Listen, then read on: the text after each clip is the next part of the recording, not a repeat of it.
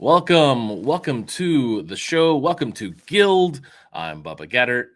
Thank you so much for being here. I'm rocking my ritual motion skins. It's helping me fight this carpal tunnel and other things that are out there in the world to make you unhealthy, I guess. Anyways, hey, I'm so glad you're here. And I've got some amazing guests today on the show that know a whole lot more than I do about probably everything. And they're really good at this internet research and things about mental health and wellness that I think we all need. We need to take our walk for mental health. That is so great. And we're going to dive into that today. And I'm going to introduce them here. I'm going to give a little bio about them real quick and pull them onto stage. I've got Dr. Seth Jenny. He's an assistant professor at Slippery Rock University in Pennsylvania. He's a board member and deputy editor of the International Journal of Esports, which is a great organization that I'm a part of as well, as a founding member and board member of the Esports Research Network. Really cool people out there. And then Dr. Chris Jenson. He is a medical doctor, MD, and a former ER physician, a science ambassador fellow for the CDC, that's right, and a health advisor to organizations and institutions like Generation Esports, high school esports leagues, school districts, the news, all sorts of fun things out there that people want to learn about. And I'm going to bring them on stage. We're going to have a lot of conversations. We're going to try and solve the world's problems, and we'll do that right now. So come on stage here in just a few seconds. Thank you for being here, Seth and Chris. How are you today? Good. That's the first time I've actually heard your last name pronounced. So now I learned something right off the bat. And I think you did it correctly. So that was nice. Wait, I have to check my notes. Bubba. Yeah, good dirt. Yeah, I've been shying away from saying it for fear of butchering the pronunciation. That's why I go by Bubba. That's why I go by Bubba. It's a lot easier, right? Okay, well, hey, tell me a little about yourself, a little history, Seth. Where you've been, where you are. Give me an elevator speech about who Seth Jenny is, Dr. Seth Jenny. Oh yeah, yeah. I mean, you hit some of the main points there. I think a few additions I would give. I'm the faculty advisor of the SRU Slippery Rock University Esports Club here, so I have a little bit of collegiate experience. David Headland would be extremely disappointed if I didn't mention I'm also the associate editor of a new journal called the Journal of Electronic Gaming and Esports. I've been an advisor for Kovac 2.0, the Meta, which is FPS aim training software company, for several years. I've been doing esports and video gaming research, mostly started video gaming and then moved into esports since about 2011. First with motion-based games, exergaming in physical education environments, and then it sort of moved over to esports when that started getting to be big at the collegiate scene, and when Robert Morris University started offering scholarships. And in 2018, I also started helping write curriculum for esports degree programs with Shenandoah University, and I also teach now esports courses in our undergraduate minor at Slippery Rock. So yeah, that's all I've been doing lately is esports, and then distance running and coaching elementary cross country and track on my free time. I happened upon your YouTube channel and went back about 400 videos of things outside running, and was looking for things about esports. And I kept seeing athletes. I was like, what is this stuff? This is a bunch of gamers? No, it is great. Thanks, Seth. I appreciate that. Chris Jenson, tell us about yourself as well. Sure thing. I would say my life has been guided by serendipity and a really good wife. That's the summary. There you go. But no, I went the traditional route. I went undergrad, med school, residency, and practiced emergency medicine, urgent care for a while, and loved it. And then one day I didn't. I got burnt out. The attrition rate for emergency medicine is right around 11 to 13 years. And I guess I was a statistic. And so then there was the what next. And I always loved working with medical students and junior residents. That teaching aspect was something that was exciting to me.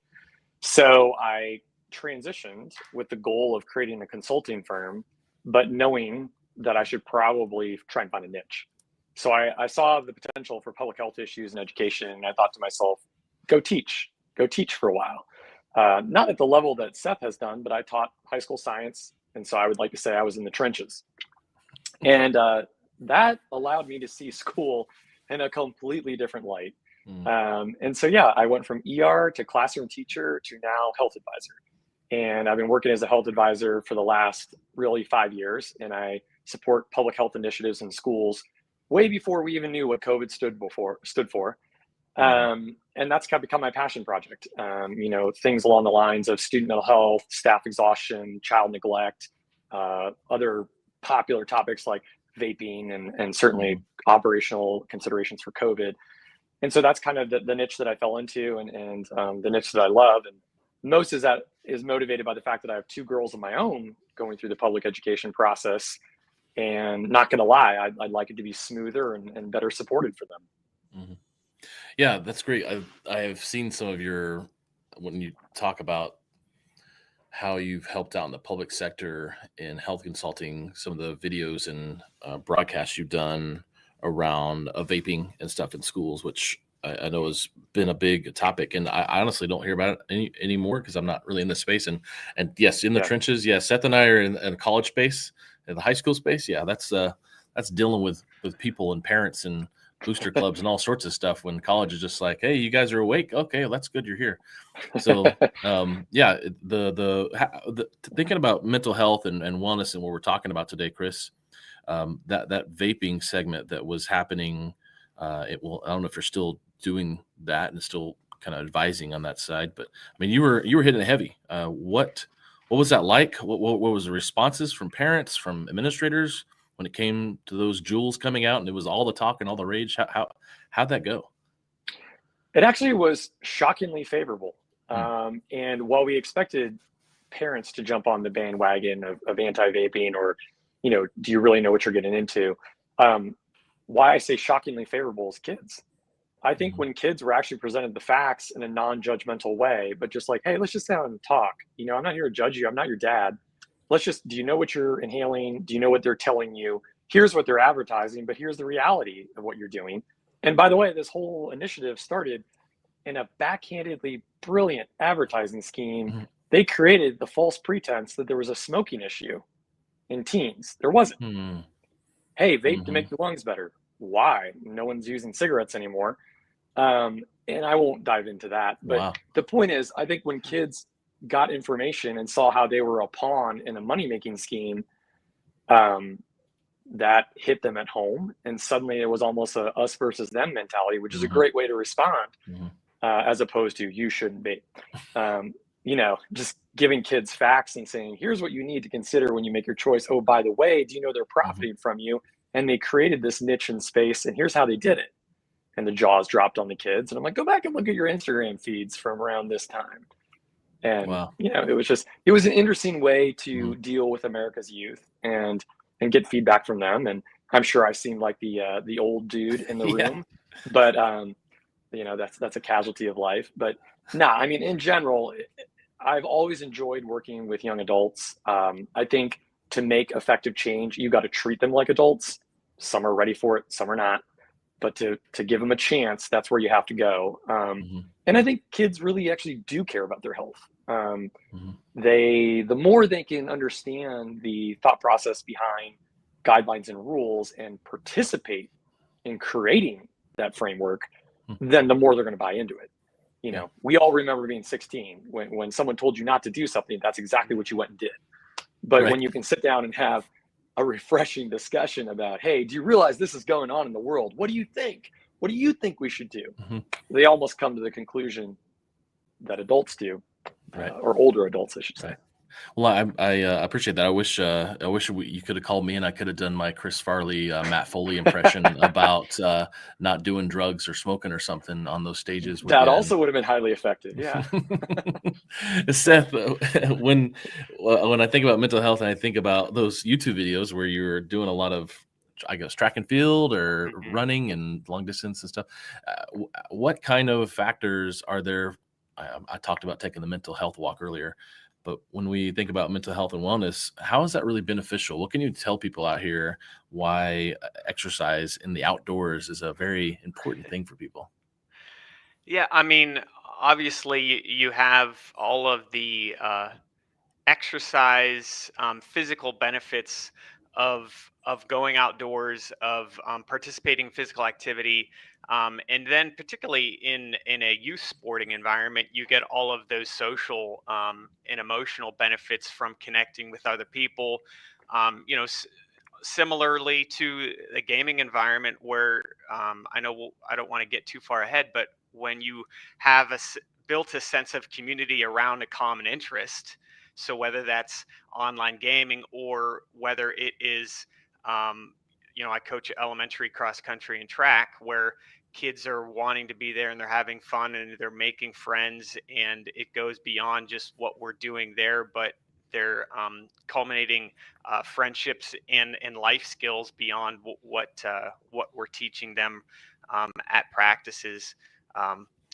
So mental, emotional health, physical exercise, increasing overall fitness is, I guess, the main things that some of those things would enhance. Well, I mean, yes, let's do let's talk about what we're here for. Video games, right? I mean, Yeah. I'd love to talk about sports and working in the sports industry for 20 years. But mental health in games and clubs and K through 12 and college. Seth, when we think about the college space and what is happening with teams and organizations and curriculum and certifications and majors and minors, all that stuff that's going on in the college-based research as well that you're heavy in, what kind of progress are we making in the college space when it comes to mental health research around gaming?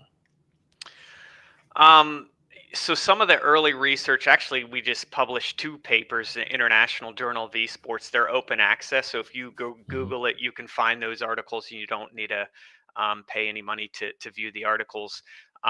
It's mostly been centered on what types of perceived psychological stressors are involved in esports performance.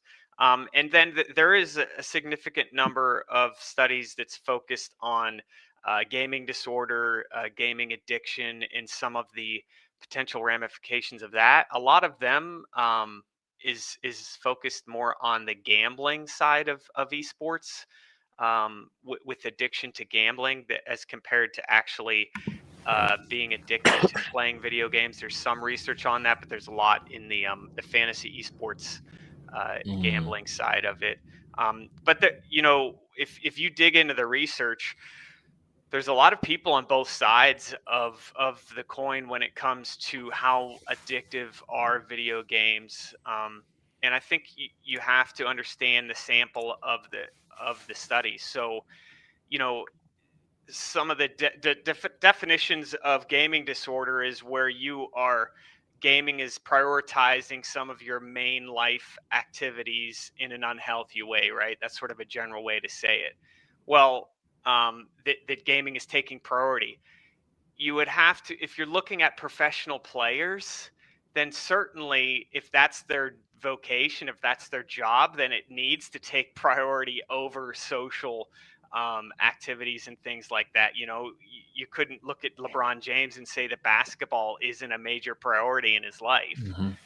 So I think the first thing is that when we're looking at addiction in gaming is that it needs to be on the recreational player who's an amateur, who's not a pro, and they are being involved in gaming so much so that they are neglecting some other important pieces of their life, whether it be monetary, whether it be socially, whether it be not participating in physical activity, some of those other things that would be detrimental to their health. I'm sure Chris has a lot to add on to that. Yeah, please, Chris. Yeah, anything Pass about it over. I'll pass the baton to you. Go for it. Good track reference. Yeah, no, I think what you said is spot on, and I'm confident you know the gaming literature better than I do. I'm going to throw it out there. I'm not a gamer by trade. I'm not. I was drawn to esports and the gaming aspect because I was just flat out curious. Here's the background. we know that screen time in excessive volumes, no matter whether that be through a cell phone or TV or whatever modality, in excess can be a detriment to kids. There's a lot of reasons for that, right? One of the biggest one being the idea of opportunity cost. If I'm engaging with my cell phone 7.5 hours a day, I'm not talking to you, I'm not hugging my mom, I'm not playing with my dog, I'm not enjoying baseball outside. It's just, I'm doing my cell phone. And so, I still believe that information is valid, but something happened, and it's very anecdotal. It's not science related, but I promise I'll get to science. When I was teaching, I got invited to go to an esports club event at the high school I taught at. And I knew nothing about it. And the teacher was a really good guy. And he's like, look, can you just come down here and lose to some kids in Mario Kart? Yeah, I can lose. And, it's just, they're doing this as a charity event and we need some faculty to beat up on. Sure, man, I'll be there. I walk in, it's a high school of roughly 1,200. And I go in and there's about 35 kids. And I know 20 of them really well because they're in my class or were in my class. And I know these kids especially well because they were on our social or academic watch list. And what I saw was awesome. It was what Seth alluded to with cross country. It's just that these kids weren't cross country kids. These kids were esports kids. They were happy. They were laughing. They found friends. They did not look stressed. They were showing sides of themselves that I'd never seen before. And just getting my backside beaten in Mario Kart or Smash Brothers, I don't even remember what we played that day. All of a sudden, they were willing to say hi to me in the hallway. They asked me how my weekend was doing. We had our initial launch into making a connection. And while I had eye rolled at esports most of my life prior to that, it suddenly dawned on me, and I felt quite dumb. Chris, for the right kid, this is their baseball. This is their choir. This is their track. This is their connection. And if the goal at pretty much every educational level is to allow kids to form relationships, connections, and prepare them for life, then offer this as well. And it was really cool for me. And that's when I started really honing in and the wheels started spinning.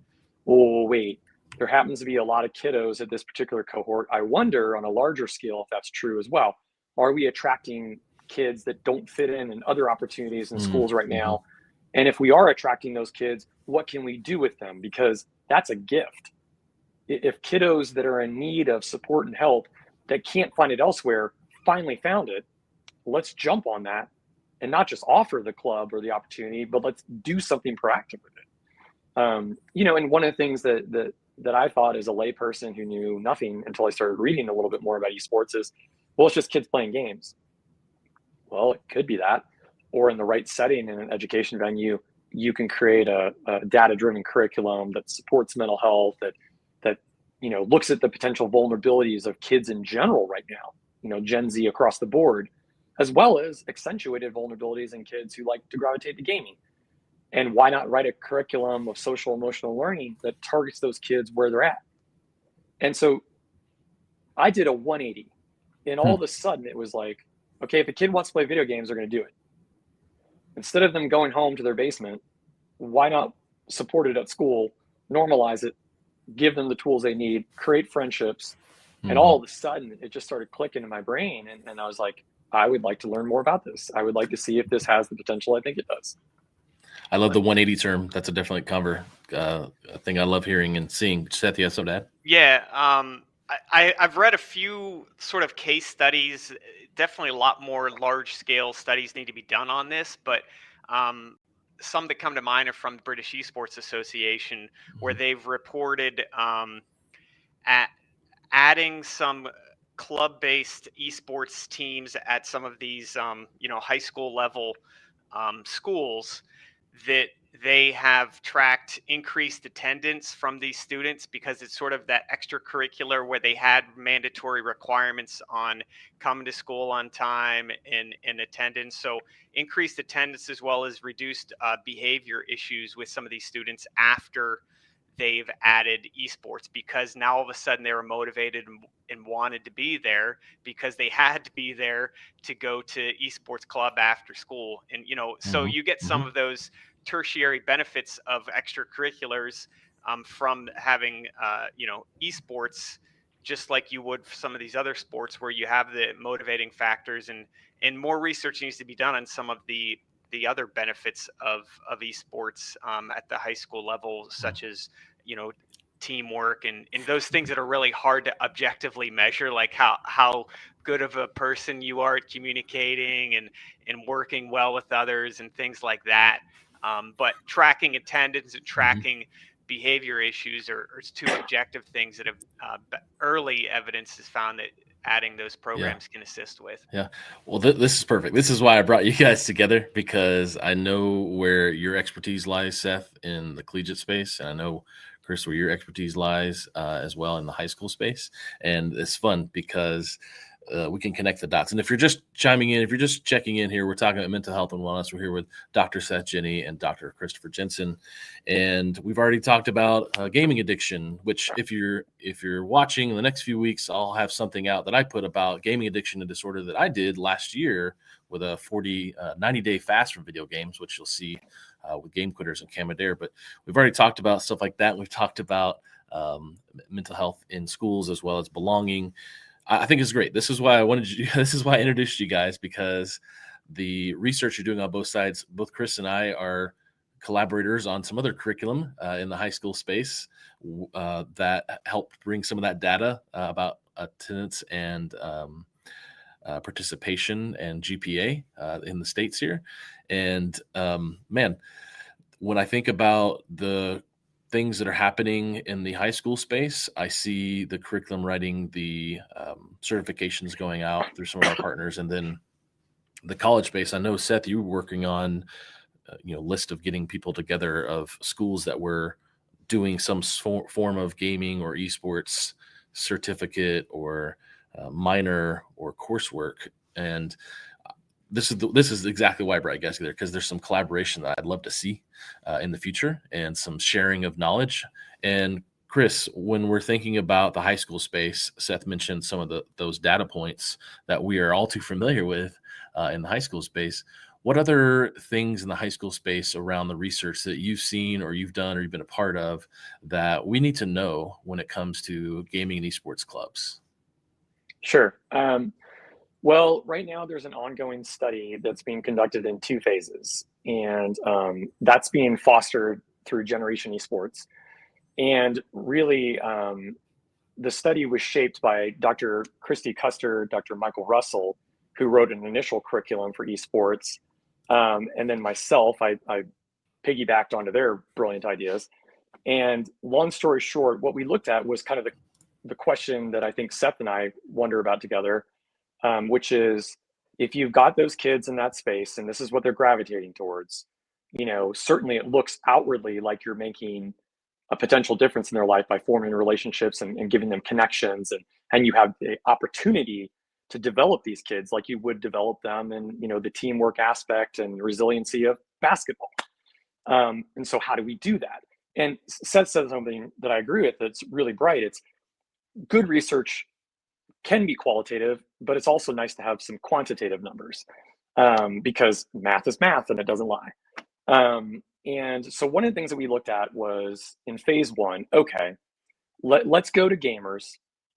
And there's tons of research about Gen Z. American Academy of Pediatrics will tell you in 2019 that 1 out of 3 kids before they graduate will qualify as an anxiety disorder. CDC will tell you that between 2009 and 2019, there was a 40% increase in major depressive disorder in adolescent male and female across the board. You can go run down these stats. We know the kids are not all right. And I think anyone in education space wouldn't debate that. But we wanted to get more information. So we were fortunate that there was a very large district in the Midwest that had multiple high schools and middle schools. And what attracted us to this district was incredible diversity. Title I district with a lot of different race, ethnicities. So it wasn't just like your Caucasian suburban school somewhere. And across the board, they happen to have a lot of esports clubs. We just looked at the kids and we wanted to see where they were at in terms of metrics that we felt comfortable assessing. So we picked self-esteem and self-efficacy. Why? Because don't reinvent the wheel. It's something that teachers could work on. Don't create a solution that educators can't implement. So we wanted to look at self-esteem and self-efficacy, and then we just took the Rosenberg self-esteem scale and the generalized self-efficacy scale that have already been used a cajillion times and validated. Because questions from Chris Jenson, who cares? But let's go grab stuff that's been used before. And we assess these kiddos for their self-esteem, their self-efficacy, and no surprise, we found them to be rather low, right? And there were a couple of unique findings. We saw that self-esteem was lower in adolescent females when compared to males. We saw that kids who identified as LGBTQ or non-binary had the most markedly depressed self-esteem scores. And then kids across the board, interestingly enough, I don't know what to make of this, Seth might have some thoughts too, had a rather skewed distribution or high self-efficacy score, meaning I think I'm capable of doing things, I can do a lot, I'm great at everything, in the face of low self-esteem. And I don't pretend to have the answer for that, but it was just very thought-provoking. And one thing that jumps to my mind, albeit not a fair conclusion, just a thought, is this a product of the American educational system, which I was a part of for 9 years, where we're telling kids you can be anything, and then when they can't, they feel terrible. I'll pick on myself. I'm a Gen Xer. In the 1980s, I was told by my physics teacher straight to my face, buddy, you're good at science, but you're terrible at math. So why don't you think about health sciences? We don't have those discussions as much with kids anymore about let's really look at what you're good at and promote that, because we can find something you love in life with those skills. But you know what, Jimmy, you're probably not going to be an astronaut because very few people are. So let's just have a moment of realism. Anyway, but the point is we focused on self-efficacy, self-esteem, and then some qualitative questions regarding teacher-student relationships. Why we did this, it was only several hundred kids. It wasn't to publish it. It was to get the information we wanted to write a curriculum. And so Dr. Christy Custer, Dr. Michael Russell, and myself to a small scale then wrote a curriculum for the high school and middle school space to specifically try and support the vulnerabilities we saw. What I mean by that is, how can we tie academic lessons to points of self-efficacy that are realistic? How do we allow kids to deal with rejection and shortcomings? How do we get a child to understand that they are good at many things, but not all things? How do we get those that feel like they don't fit in, especially certain cohorts like females or LGBTQ? How do we create a safe space for them? And while we're there, how do we teach kids to be more inclusive of any person? And so that was the curriculum we started churning. And one of my criticisms, I'm a big fan of public education, just to make it clear, but anything has its deficits, right? And one of my shortcomings with public education is the way we do social emotional learning in most schools across the United States is it's an afterthought. Let's go hire this person to talk in the gym about the perils of social media while all the kids are on their cell phone. There's no greater irony.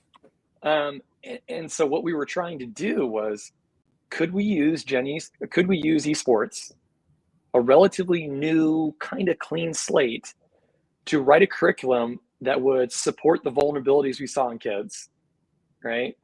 And would embed SEL into content they wanted to be there for. So instead of, we're in the middle of Macbeth, put your book down, now let me show you a YouTube video about alcohol, why don't we have a discussion about ethics, after a gameplay where you felt like you were cheated? And just tying in life skill, important topics. Yeah. Now, I'll be quick because we can talk about it later, but that led us to writing the curriculum. Now, phase 2 of the research is the curriculum doing what we think it's doing? So it's 35 schools, about 1,100 kids, and we're going to measure their self-esteem and self-efficacy at 3 points in time. So it's a longitudinal study. It'll be quantified metrics, and we'd like to know if the kids are getting better. Are we actually helping them? Or do we just think we are? Yeah, practical stuff. I love it. Thank you for that, Chris. Seth, we can touch more in the high school space, but I also love to, if you want to dive into what's really happened in the college research space around gaming esports and comparable to what we're looking for. I mean, you talked about there's not enough, or we're not. There needs to be more. Or there's around gaming and addiction. But are there some bright lights in the college space right now that we're looking towards for gaming in the college space, or research that is being done there that can be used for anything outside the college space? That's a broad question. I know you have a lot. You have a lot going on, so I wanted to give you the freedom to choose. Yeah, I mean, really, what's happened at the collegiate space is that with the pandemic and budgets being tightened, universities are using esports to try to increase enrollment and increase retention rates from students. And so some universities are doing it the correct way, I would say, quote unquote, the correct way, where they're hiring a director of esports. They're trying to have a dedicated facility for esports that's not simply put on the students to manage everything. And they're supporting it monetarily as well. Other, from the curriculum perspective, we have, I would say, some predatory programs out there that are taking, and you've heard me say this a bunch of times, they're taking existing curriculum, such as most closely sport management programs, slapping on a introduction to esports class, and boom, they've got a new undergraduate program called esports, when really it's a sport management degree with one or two esports courses. And those courses might be taught by someone who doesn't have any background in esports at all, but maybe they have a marketing background or they have an event management background, and they're supposed to teach those classes, but not necessarily know the nuances of what makes it unique with relating to esports. So those are some of the non-mental health issues surrounding esports right now. It's more economic. But the flip side of that is the better programs are looking at, and these programs don't focus on how to become a better player. Most of them don't. Some of them over in Japan and in Europe focus on that. It's more about how do you work in the industry and what skills can you be taught so that are transferable, so that you can work within esports, but also work outside the esports industry. Yeah, and a lot of them will focus on esports business. They'll focus on esports communication or broadcasting. Game design programs have been around since the 80s. Some of them are sort of rebranding their programs and putting esports in the program title. Okay. So that's the major things that are happening relating to esports. There's a lot of research now focused on trying to improve the health of players, because the way that a lot of the pro teams are structured, where they are an independent contractor, coach, or athlete that's on a 6-month or a 12-month contract, and so the long-term health of the player is not really the focus. It's what can you do for me right now, not a few years from now. And so some of the more responsible organizations, you give the example of Evil Geniuses hiring Lindsay, Dr. Gamer Doc, and someone who is working holistically on the esports player as a person, not just as a competitive player, and looking at some of those nutritional concerns, the physical health concerns, the mental health concerns. At the pro level, I know some people in the Esports Research Network are doing some research with Counter-Strike Professional Players Association on some of the mental health concerns with that population, as well as offering psychologists or counseling if needed to some of those players. And that's the type of support that's needed, that hopefully it will be a trickle down, that if it is starting at the higher levels, it will move to the collegiate and move it down to the grassroots level too. So yeah, I mean, certainly across the pandemic, the collegiate teams, I think, were very well, the better, more organized, more communicative programs were better to handle the pandemic because of Discord and because of online environments. So the example 2021, SRU Esports Club won the Student Organization of the Year, because pretty much every other student organization just closed shop for the academic year because of social distancing and COVID, and they were able to operate and host tournaments and communicate with each other obviously college students don't listen or respond to email, which is the way that higher ed communicates with people. So they had that communication platforms of Twitch and YouTube and Discord, and they were able to continue operations. So yeah, I think most of the recreational people, when you look at some of the evidence of what happened during COVID, the recreational players were increasing their gaming to help with stress and use it as a distraction. And then the competitive players were using it to continue to remain competitive and not necessarily for escapism, but to get that competitive urge that they want to get out of gaming. Yeah. So Yeah. That's a good deep look into definitely what we're looking for in the college space. And I mean, to stick with COVID as a topic we wanted to talk about, and I do want to come back. Like I said, didn't you do a research study with female gamers and competition maybe a year or two ago with someone in our Dell group? Joanne Donahue, we Yeah. were looking at the impact of taking a walk or rest break in the middle of gaming and how that would impact executive functioning and your performance in gaming. And so we had all the participants in randomized order do 3 different sessions, and we did this study during COVID, so everything was online. Where they did a 2-hour gaming session.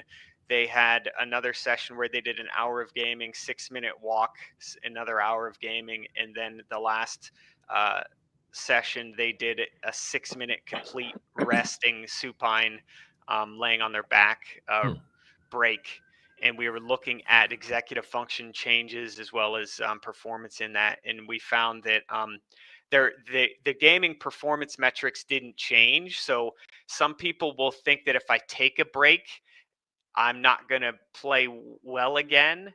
We sort of it did the walk break didn't necessarily have their this was with first person shooter players. They didn't increase their wins and losses or their kill death ratios, but it didn't statistically decrease it. So it's okay to take a break. And when we also at the end had open ended questions of what they perceived was the best option for those of just continuous gameplay, walking or resting, the majority of them felt that the walking break was the best because when they were resting, they felt like they needed to physically warm up again, with the keyboard and mouse and those physical movements. When they were completely resting, they felt like it took them another couple games to get back into a rhythm. And the walking break assisted in the executive functioning test that we performed pre-post in each of those conditions as well, more than the other conditions. So yeah. I like that. Like, taking a break. I'd love to validate that and really find some way to really make that a not just it doesn't do it, but it does thing in the future with research for sure. Lindsay Miglior's 20-20-20 rule. I taught some middle schoolers last week about every 20 minutes, look at something 20 feet away for 20 seconds for your eye, for your vision, which is really good tool to use that I think we should keep repeating. But Chris, we were talking about COVID and the effects and what's happening in research and around gaming and the connection and socialization for students through Discord and other things. Boy, the high school space, I remember teaching a class in sports at the university I teach at, and COVID hit, and a lot of my projects, they had to physically show me something or do something. And so I had to use YouTube to get them to upload a video to show stuff. And I know when my kids went into at-home learning, distance learning, things on their little iPads were great to connect. But as we know, the expedited process of esports through COVID has grown because of the ability for people to play more and do more and buy more games and everything like that. But the high school space, what did you see as an educator? I mean, you were out of teaching, 5 years ago? You moved out of the teaching realm 5 years ago? A couple years ago, a little more than 2. Yeah. Okay. And So then, actually, yeah, my last day, I didn't realize it was going to be my last day because it was March of 2020, no and way. the governor of Kansas dealt us a surprise. Yeah. What? So, and then I shifted over to be a health advisor. But Wow. I was still in the school district through the entire Mhm. 2020-21 process. So I apologize. Continue with your question. No, that's where I want to lead. I mean, that's what did you see in the sense of mental health and wellness from the students that you probably still had connection with, or Blue Valley there, and with Neil and his students? What was the information that was processed? And looking back now, as we keep looking back 2-3 years, I guess it's 3 years now. I don't even know what the 2 years, right? Gosh, feels like 2020 has been forever. So Yeah, exactly. when you're looking back, what do you see from the effects of COVID on mental health and maybe the pros and cons of COVID on gaming in the high school space?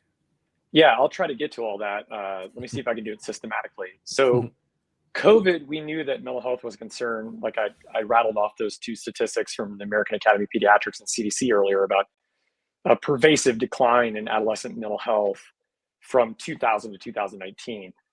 Add to it also in 2019 that the Youth Risk Behavior Survey, which is largely managed through like CDC, assayed that about 18% of high school seniors had contemplated suicide to the degree where they should have been evaluated. So now we know some of the risk factors for extreme mental health fallout are isolation, hopelessness, change in behavior and patterns of life. And you throw this worldwide lockdown, which, from a science perspective, I understand why that happened. We all have our thoughts and opinions, but these kids, school is life. I mean, school is life, even when they hate school. That's the center of their life. And socialization dropped off. Now add the fact that depending on where you were in the country or your parental preferences, or some kids were locked down to the extreme, others were free to take walks outdoors, whatever, what have you. But the irony is, we see screen time go through the roof, mainly from their phones. But for once, it was kind of good. If I can FaceTime friends, I've got a connection. If I can online chat with someone, I've got a connection. I can check in on grandma in Florida. It was all of a sudden I found myself who was, one of those, hey, you had your hour of phone time today, go put it away. You want to talk to your friend down the street because you can't see them? Sure, girl. And then here's some irony for you. I took my kid's Xbox, and my friends who were dispersed across the country, every Friday night during lockdown, we started watching a movie together through Xbox, right? And we just sit there and talk about so what were your parenting nightmares this week? And all of a sudden, it was this connection. Well, to no surprise, one of the things that weathered the storm, and I'm sad it was for a small percentage of kids, was esports, because it was inherently electronic. And, I was good friends with the coach at our school, and he talked about how, it was nice because they could schedule events and they did things, and the kids were begging him to schedule more, and it was their way to chat with each other. And so that maybe one of the reasons we see continued or accelerated interest in esports. I think the industry was doing well, and Seth would know the projections better than me, but in a backhanded way, COVID may have accelerated that. And schools really suddenly dawned on them that, hey, this is a way to connect some of our high risk kids, to keep them talking to each other, to have the support network for them. I mean, can you imagine the complete disaster it was for online counseling provided by high schools and middle schools across the nation? God bless those people, those counselors that tried to keep those kids in check and help out. And so I think that any modality that we saw where kids could connect and relate to themselves had some benefits in mental health. Now, like any good science, I don't think we're really going to know how 2020 impacted kids still for some time. The Surgeon General came out at the December of 2021 and said a very alarming statistic that suicidal ideations in terms of visits to emergency departments had gone up 6% for adolescent boys and 53% for adolescent females. That was December 2021. So as we suspected, we boxed up and put kids in a risk factor situation, when they were not able to go to school. I'm not blaming, that was just the circumstances at the time. So how does that translate to the gaming industry?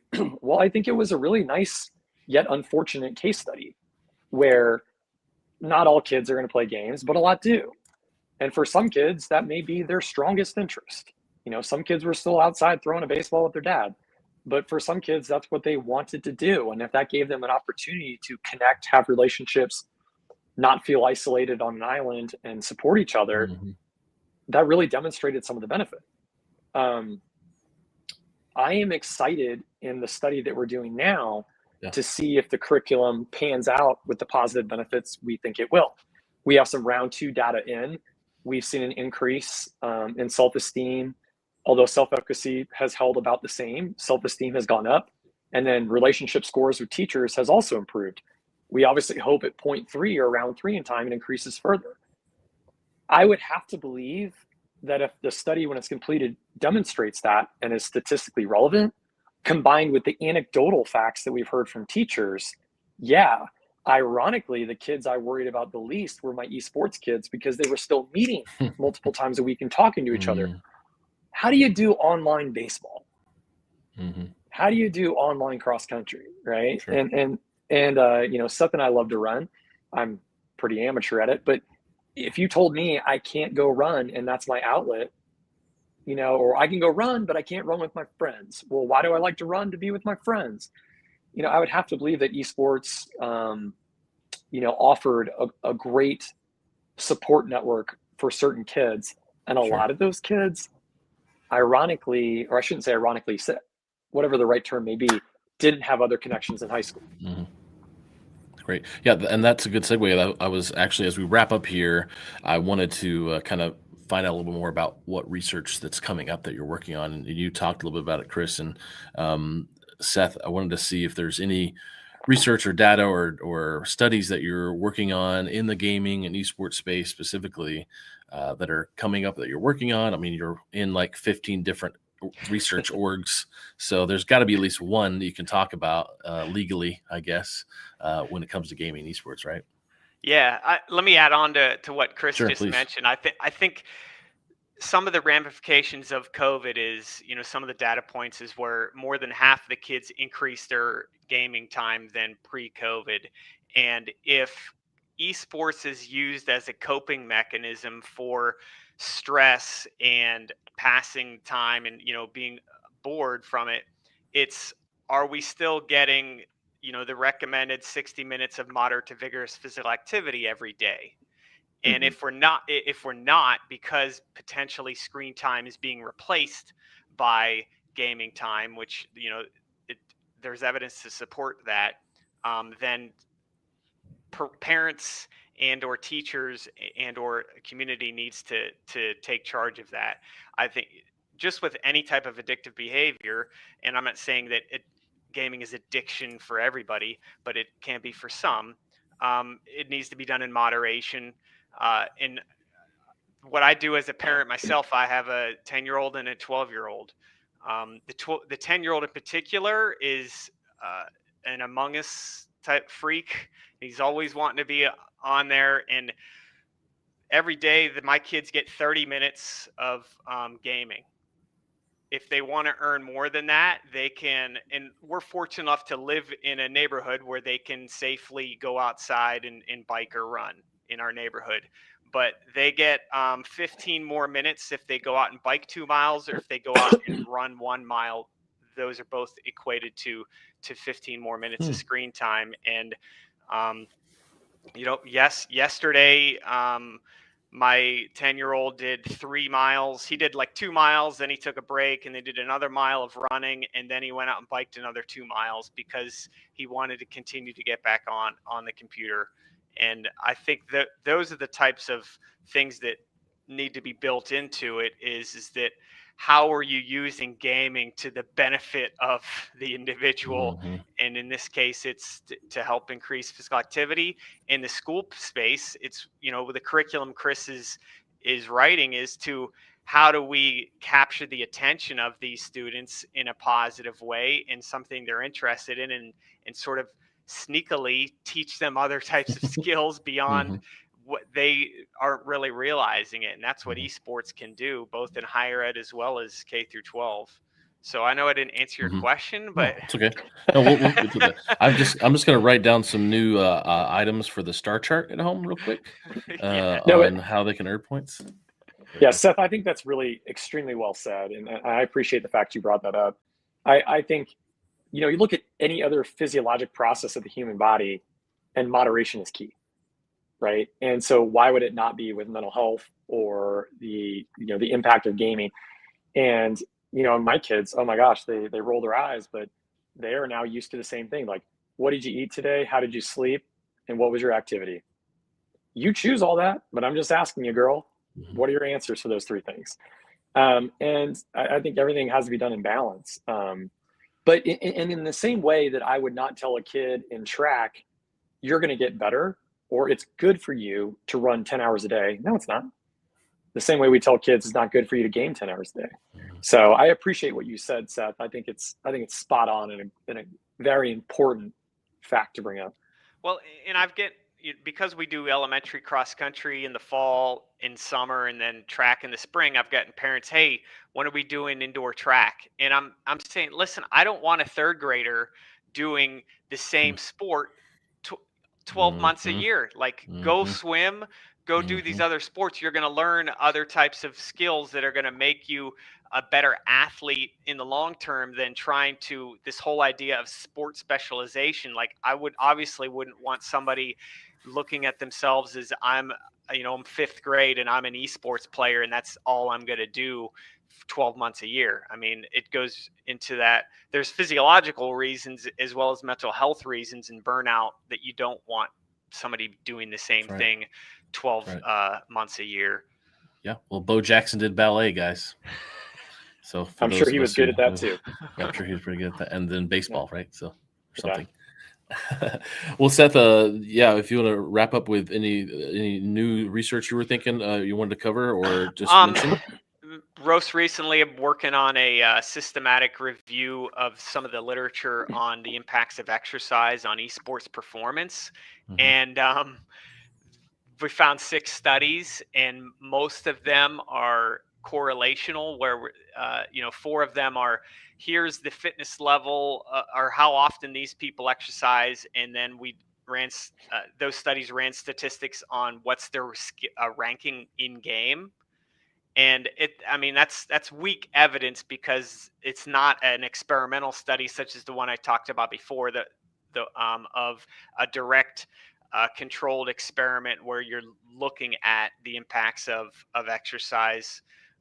So in short, there needs to be a whole lot more research that's in a experimental type of setting looking at and there's a lot of research to show how exercise can improve cognition. And because cognition is so important in esports, more studies need to be done on looking at the impacts of exercise in esports. But yeah, I'm looking forward to finishing that up and getting that out in print so that hopefully more people in this field will do that, because I think that's the key. If you can unbiasedly go into that and show that exercise improves performance in esports, then more people want to do it and want to take the time away from the computer to exercise. So yeah, that's where I'm at right now, and one of the current projects I'm working on. Great, love it. I love my basketball I play at noon ball. It gets me away, and it gets me beat up and bruised and walking a little slower throughout the day, but it's definitely needed. Chris, any other stuff that you're working on that you want to mention about mental health, wellness, anything in the gaming or esports space? Sure. Well, I think my primary responsibility, that at least that relates to esports as a consultant, is working through this research study and then getting it peer reviewed and having an outside statistician look at our data. So that's been consuming a good part of my day. But I'm very fortunate to work with, I've dropped their name again just because they're so great, but my colleagues and good friends, Dr. Custer and Dr. Russell, we're coming out with a version 2.0 of what we call gaming concepts. And that's to, offer this same type of initiative in a higher level class that would be more like a CTE thing. What our hope is that if the data supports us and is statistically relevant, and we think it will be, makes a lot of sense. We know SEL has a benefit to kids. We know there's a disconnect in schools right now because of the way that it's done operation. So we believe if we embed that SEL into an academic area of interest where kids want to be there in the first place, that we're going to see quantitative gain. But the point is, Christy and Mike are phenomenal, and they're writing this 2.0 version, and we just would like to continue to do this. Now, the reality is schools, whether it's something we make or something Seth makes or something another company makes, I don't care where people get it from. The reality is schools are trying to solve the mental health issue, and their hands are tied. Mm-hmm. They only have so many counselors. They only have many school psychologists. They're not necessarily going to have a social worker. You're going to have to create something that's not business as usual, because business as usual has not led to good results. And for a lot of these kids that we see some of the mental health disparity in, they're scattered across the school. They're found in different cohorts, but certainly some of them are found in esports. And if schools have an opportunity to benefit the mental health of kids with esports the same way that we see a coach making an impact in basketball, why are we not doing it? I mean, there are funds accessible, ESSER funds. Schools, I think, need to really stop and tear themselves away from the traditional model and accept the fact that kids are evolving and they're different, which means they're going to need different solutions. And I think, schools should pursue data-driven solutions. Let's not just try something because it sounds nice. But I would advocate this as I want to go back to the fact that I really rolled my eyes and said some negative remarks about the idea of esports and gaming. And I fully admit that until I walked in and saw kids connect. And now I want to look at it from a mathematical and scientific approach to see if it's making the difference we think it'll make. I believe it's going to. And Seth is more well-versed in this topic. I'm just entering this field. But we know that extracurriculars benefit kids, and we know that this extracurricular captures a different subset of kids that don't find a home somewhere else. And so to me, this is just something that schools need to consider and jump on. I always used to think in the ER, if I see 22 patients today, but truly make a difference for one, my shift still had value. Well, I don't think there's a school out there that wouldn't want to help some kid that's really struggling, in the face of what's going on in today's world. And so my hope is that schools engage with this. And if they're eye rollers like me, hey, take a good hard look at it, because you may find something that you didn't see the first time. Love it. Thanks, Chris. Seth, any last words, any thoughts, or where can we find more information about you and what you do? And your mile time? 4:29. Whoa. What? I'm at least 3 minutes behind you. Add a couple for me. Yeah, you can find some of my research on SethJenny.com, actually. And you can follow me on Twitter at Dr. Seth Jenny, and LinkedIn and YouTube. Yeah. Awesome. Chris, how about you? Where can you find more information about you? Yeah, sure. I'm on LinkedIn and just with my name, Christopher Jenson. And I gave up Twitter when I left high school as there were so many clubs and sponsorships. But feel free to follow me on LinkedIn. I love working as a health advisor for schools. I find it nerdily fascinating, and there's something really cool about helping kids. But and Seth, I appreciate the work that you're doing. I do intend to follow you. It's pretty cool. Thank you. Appreciate it. You too. Awesome.